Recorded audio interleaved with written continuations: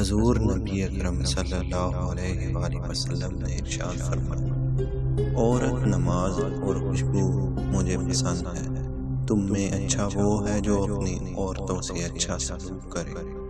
ایماندار آدمی اپنی بیوی سے ناراض نہ رہا کرے، کیونکہ اگر اس کی کوئی عادت اسے ناپسند ہو تو کوئی قابل پسند بھی ہوگی۔ اگر میں حکم دیتا کہ کوئی کسی کو سجدہ کرے تو بیوی کو حکم دیتا کہ وہ اپنے خاوند کو سجدہ کرے۔ عورت کی عزت شریف لوگ ہی کرتے ہیں اور اس کی اہانت کمینے لوگوں کے سوا کوئی نہیں کرتا۔ برے دوستوں سے بچو کیونکہ وہ تمہارا تعارف بن جاتے ہیں۔ نیک دوست کی مثال ایسی ہے جیسے خوشبو بیچنے والے کی دکان، کہ کچھ فائدہ نہ بھی ہو تو خوشبو تو ضرور آئے گی۔ اور برا دوست ایسے ہے جیسے بھٹی میں آگ نہ لگے تب بھی دھوئیں سے کپڑے ضرور خراب ہوں گے۔ غریبوں کے ساتھ دوستی رکھ اور امیروں کی مجلس سے گزر کر۔ جو شخص تلاش علم میں نکلا وہ اپنی واپسی تک گویا اللہ تعالیٰ کی راہ پر چلتا رہا۔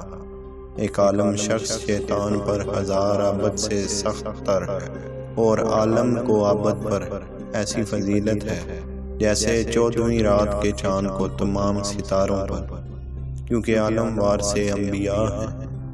عالم کی فضیلت عابد پر ویسی ہے جیسے میری فضیلت امت پر ہے۔ علم تو نور خدا ہے جو گناہگاروں اور بدبختوں کو نہیں دیا جا سکتا۔ یہ علم کا نقص ہے کہ اس میں اضافے کا خیال نہ ہو۔ مزید علم کی خواہش نہ ہونا اس بات کی دلیل ہے کہ آدمی اپنے علم سے فائدہ نہیں اٹھا رہا۔ سب سے بڑی خیانت یہ ہے کہ تم اپنے بھائی سے جھوٹی بات اس طریقے سے بیان کرو کہ وہ اس کو سچ سمجھے۔ آدمی کو جھوٹا بنانے کے لیے کافی ہے کہ جو کچھ کسی سے سنے اسے بے تحقیق دوسروں کے آگے بیان کر دے۔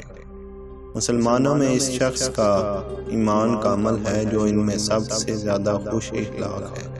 جو شخص باوجود حق پر ہونے کے جھگڑا چھوڑ دے، میں اس کا ضامن ہوں کہ بہشت کے کناروں میں اس کو جگہ دے دوں۔ اور جو شخص جھوٹ بولنا چھوڑ دے، اگرچہ مزاح اور خوش طبعی ہی کرنے والا ہو، میں اس کو بہشت کے اندر گھر دلانے کا ضامن ہوں۔ اور جو شخص اپنا حلق سنوارے، میں اس کو بہشت کے اوپر کے درجے میں گھر دلوانے کا ضامن ہوں۔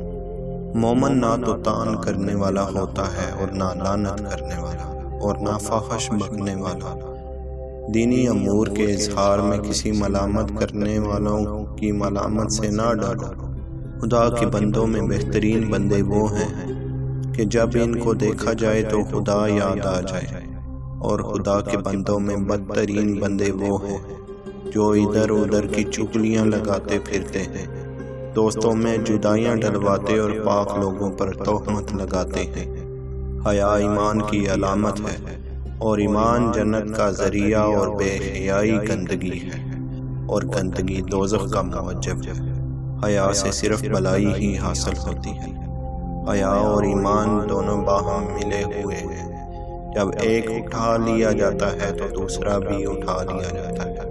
اے اللہ، مجھے مسکینی کی حالت میں زندہ رکھ، اور مسکینی کی حالت میں دنیا سے اٹھا، اور مسکینوں کے گروہ میں میرا حشر فرما۔ میں قیامت کے روز 3 آدمیوں کا مخالف ہوں گا۔ اول اس شخص کا جو میرے نام پر عہد کر کے دغا کرے، دوم اس شخص کا جو آزاد شخص کو فروخت کر کے اس کا روپیہ کھائے، سوم اس شخص کا جو مزدور سے پورا کام لے اور اس کی اجرت نہ دے۔